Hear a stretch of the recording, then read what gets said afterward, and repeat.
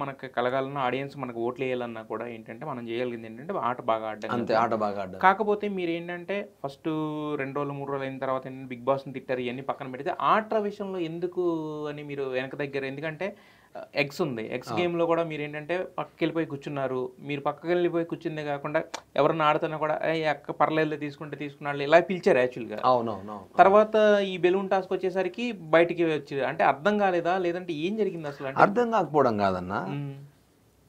సింపుల్‌గా చెప్పాలంటే హ్మ్. విష్ణుప్రియ, హ్మ్. సీతు హ్మ్. అండ్ నైనిక హ్మ్. వీళ్ళందరూ ఫస్ట్ వీక్‌లో మాకు అపోజిట్ ఉన్నారు. హ్మ్.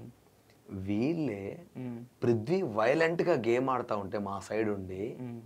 ఇంకా నేను అపోజ్ చేసిన పృథ్వీ ఆడొద్దు అట్లా కరెక్ట్ హ్మ్. కాదు అని హ్మ్. చెప్పేసి హ్మ్. మాట్లాడి నేను ఫైట్ కూడా చేసిన. యెస్. యెస్. పృథ్వీ ఘోరంగా ఆడుతుండని పృథ్వీ ఏ ఫిజికల్ టాస్క్ ఆడినా హ్మ్. పృథ్వీ ఆపోజిట్ ఎవ్వడున్నా వాడిని ఎంకరేజ్ చేయడం స్టార్ట్ చేసిర్రు కానీ హ్మ్. పృథ్వీని ఎవడు సపోర్ట్ చేయలేదు. హ్మ్. సో పృథ్వీ రాంగ్ ఆడుతుండని తెలిసి హ్మ్. మరి అంత రాంగ్ ఆడుతున్నా అనుకున్న పృథ్వీ మీ టీంకి వచ్చేసరికి వాళ్ళు హ్మ్. మీకు గేమ్ అంటేనే ఫిజికల్ ఉంటుంది, ఇష్టం లేకపోతే ఆడొద్దు, ధైర్యం లేకుంటే రావద్దు. హ్మ్. మరి ఆ మాటలు అన్నది ఎవరు, ఈ మాటలు అన్నది ఎవరు? అదే. అదే.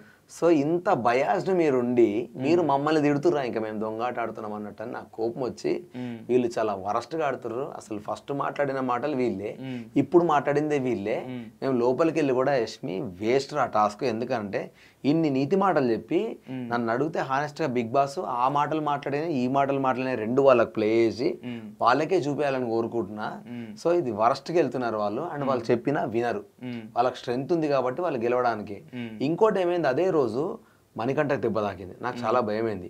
ఫస్ట్ టాస్క్‌లోనే పృథ్వీగా డైరెక్ట్ టార్గెట్ నన్నే పెట్టుకున్నాడు.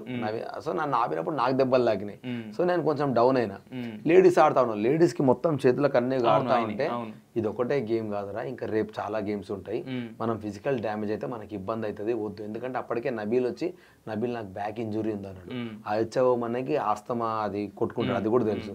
సో ఇన్ని ప్రాబ్లమ్స్, మెడికల్ ప్రాబ్లమ్స్ ఉన్నాక మీ లైఫ్ని నేను రిస్క్ చేయలేను ఒక్క గేమ్ గురించి, ఇంకా బట్ చాలా గేమ్స్ ఉన్నాయని నేను ఆపిన. ఆ! ఆపిన తర్వాత ఏమైంది, నైట్ బ్యాలెన్సింగ్ టాస్క్ ఆడినామా, బ్యాలెన్సింగ్లో మాకు 90 గుడ్లు గెలిచారు. వచ్చినాయి. అవును. వాళ్ళు ఫ్లిప్ అయిపోయారు మొత్తం. హ్మ్. ఇంతసేపు మేము ఆడితే ఈ నా కొడుకు 2 నిమిషాల గేమ్ ఆడి 90 గుడ్లు తెచ్చుకున్నాడు. హ్మ్. ఆ కోపంకి వాళ్ళు ఏం చేశారు, నెక్స్ట్ డే ఇంకా అగ్రెసివ్గా ఆడడం స్టార్ట్ చేశారు. హ్మ్. కానీ గేమ్ కంటే ముందే నిఖిల్ నేను మాట్లాడుకున్నాం, ఏమున్నా అక్కడ కొట్టుకుందాంరా, ఇక్కడికి ఎవరు రాకూడదు. ఇట్లా గుడ్లు దొంగతనం చేసుకుంటా పోతే మళ్ళా పెద్దగా అవుతుంది, దానివల్ల గొడవ అవుతుంది, దానివల్ల మళ్ళీ కొట్లాట్లయితాయి, ఫిజికల్ డ్యామేజ్ వద్దు మామ, అక్కడ ఏమన్నా చేసుకోండి అని మాట్లాడుకున్నాం. చీఫ్ మాట్లాడుకున్నాం.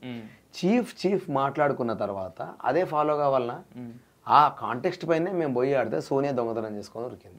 పోయిన తర్వాత యష్మికి కోపం వచ్చి యష్మి సోనియా దగ్గరికి వెళ్ళి తెచ్చుకుంటే ఏం తెలియనట్టు మీరు ఎట్లా గుంజుకోతారని మళ్ళీ యష్మి మీదకి అటాక్ వచ్చింది. అవును. వాళ్ళకి సోనియానే తీసుకెళ్ళిందిరా అని చెప్తా కూడా ఈయనే మైండ్ సెట్లోనే లేరు వాళ్ళు. సోనియా దగ్గరికి వెళ్ళి గుంజుకున్నారు, మా దగ్గరికి వెళ్ళి గుంజుకున్నారు, మీరే మిస్టేక్ చేసారంటే పొద్దున మాట్లాడుకున్నాం కదరా వద్దని, మరి వద్దన్నప్పుడు ఆడొద్దు కదరా అని నేను చెప్పిన. చెప్పితే సోనియా ఏమంటది, నాకు చీఫ్ చెప్పలే అంటది. నీ చీఫ్ చెప్పకపోతే నీ మిస్టేక్ అది, నాకెట్లా మిస్టేక్ అవుతుంది? చీఫ్ చెప్పాలి, నీ కన్వే చేయాలి. సో ఇంత అన్ఫేర్ వీళ్ళు ఆడుతున్నప్పుడు ఇంకా వాళ్ళు వినరు మన మాట, ఎందుకంటే వాళ్ళకు గుడ్లు ఎక్కువ కావాలి, ఎంత వైలెన్స్ అయినా వాళ్ళు చేస్తారు, వాళ్ళు దొంగాట ఆడతారు.